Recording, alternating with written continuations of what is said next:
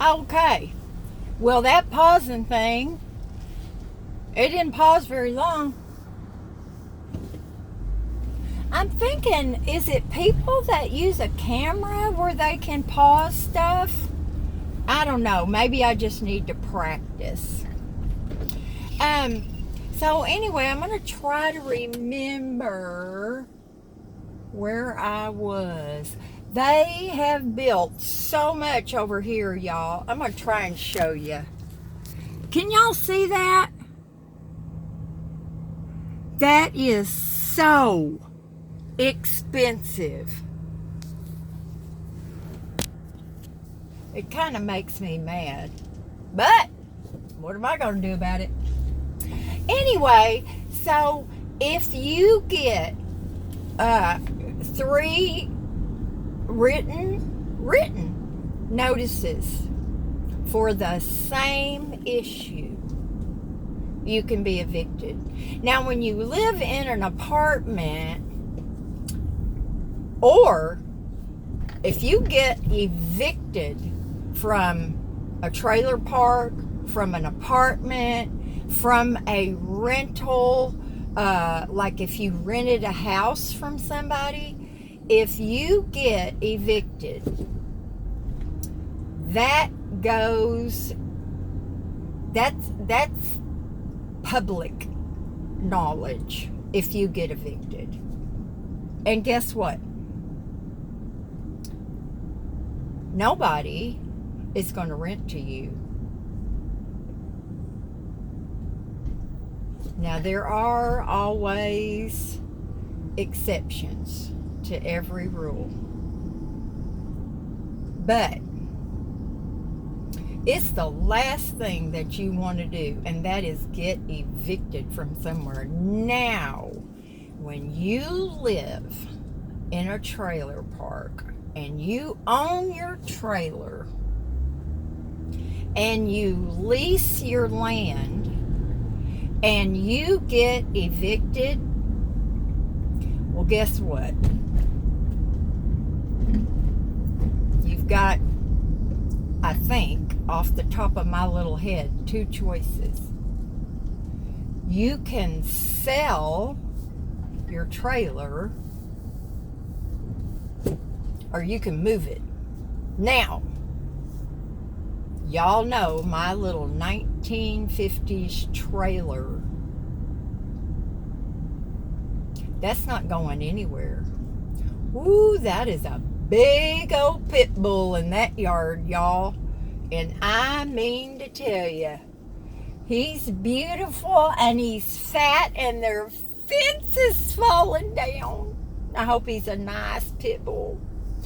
So anyway, moving a trailer that's old like mine, even though it's beautiful now, man, I don't even know how much that would cost. I'm just gonna sit right here and talk to y'all. I have no idea, y'all. I've heard numbers thrown around like $15,000-$20,000. I don't know. And what they do is they come in and they jack it all up. Now, it's got to be jacked up evenly. Crash. Or you can sell it. Now, if you think you're going to move it, where are you moving it to? No trailer parks are going to take a trailer that old. It would have to be in pristine condition on the outside and look retro. And even then, you better buy a little piece of land to stick that trailer, because you're not going to be able to find a place to put it. Maybe you got an old aunt or uncle or grandparent or a brother or sister that's got some land and they'd let you plop it down there. Oh my gosh, talk about a nightmare. or you can sell it. Now, there's some issues going on in a couple of parks here in Oceanside, and you can do some research if you want to. I'm not going to name them, but management, what you have to do is you have to go in and before you buy, okay, a trailer in a trailer park, you have to go to the manager of the park and you have to fill out an application to live in the park, just like you were renting an apartment. Even though you're going to buy the trailer, you're leasing the land. So the first thing you have to do is apply to live there. Now,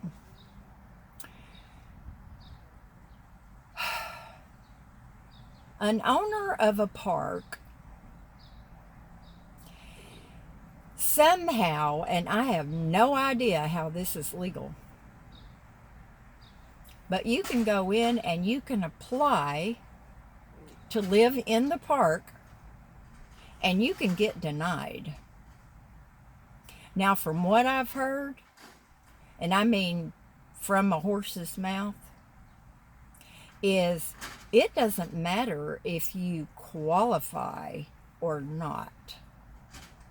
If they don't want you there, more importantly, if they don't want you to buy that trailer, then they can block you. Now, again, how is that legal? When I was leasing apartments, if somebody qualified, I had to rent them an apartment, or else I could have been dragged into court for discrimination. These people qualified. Why didn't you rent to them? Well, I didn't like the color of her toenail polish. She had bad breath. I didn't like the way his hair was cut. No. If they qualify, you must, by law, lease to them. So how are owners getting away with that? Now, I'll tell you why that they don't want you to sell your home and have somebody move into that trailer. If it's old, they know you can't move it. Senior citizens, disabled people, they've lived in their home for a long time. It's paid for, but it is falling down. They cannot move it. So what ends up happening is, not all the time, but some of the times, those homes get abandoned. Then the owner takes possession of that home. Now, he can lease it out, but if it's rent control, he can lease it for whatever the market will bear. That trailer, that lot loses its rent control status. If you're buying a trailer in a rent-controlled park and you pass the I want to lease and live in this park test and you purchase that home, you have the rent control. But if you move in and the owner owns the trailer and he's leasing it to you, there is no rent control. Y'all, I'm telling you, since I moved into this park, and I'm not talking about this park, okay? This is all the parks. I never knew all of this stuff. It's almost more than I can bear to learn this stuff. I wonder how long I'm going to remember it. Probably to the end of this video. But y'all, there's some shady stuff that goes on. I mean, shady stuff. And I want to know, how is that legal?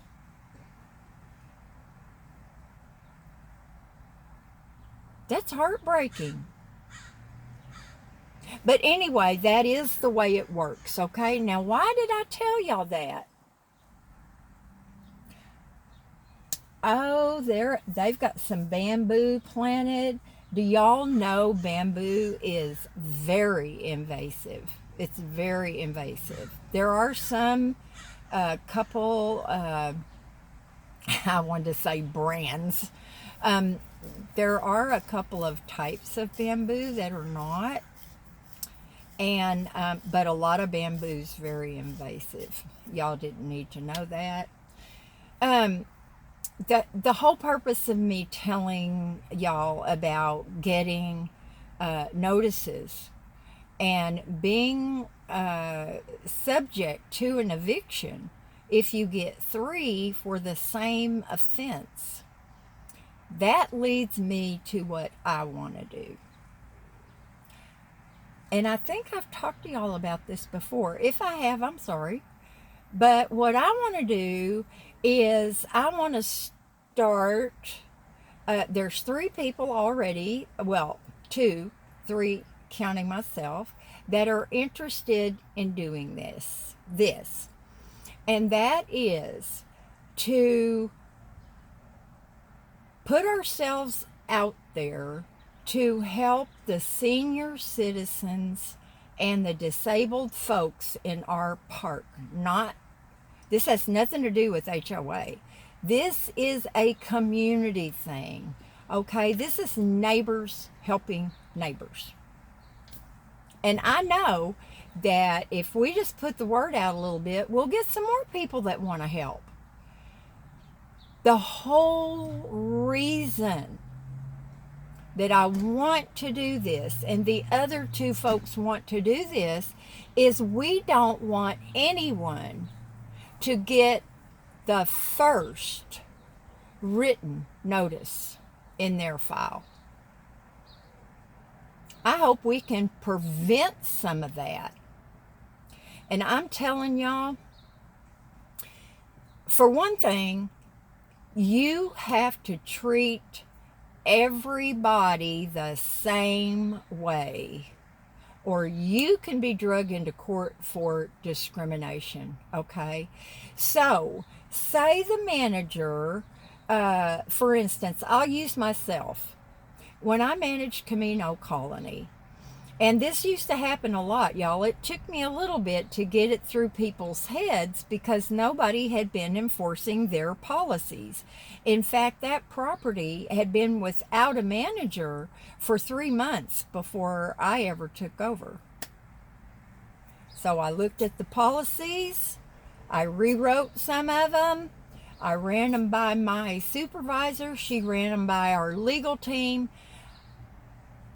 I called people in, asked them to please come and sign the new policies, and that became a record in their file. Well, the thing that people really like to do at Camino Colony, because we are so close to the beach, is they would come home from the beach and throw their towels over their patio wall or their balcony. It was in the policies that you couldn't do that. I mean, think about it, y'all. 144 apartments, and you've got maybe, I don't know, 15 or 20, and they've got towels hanging over. Some of them might be really pretty new, bright colored beach towels, and some of them were just rags. But it didn't matter. The policy was enforced for everybody. Now, say there was a disabled person, okay? But with help, that disabled person could go to the beach. There are people that are considered disabled that surf.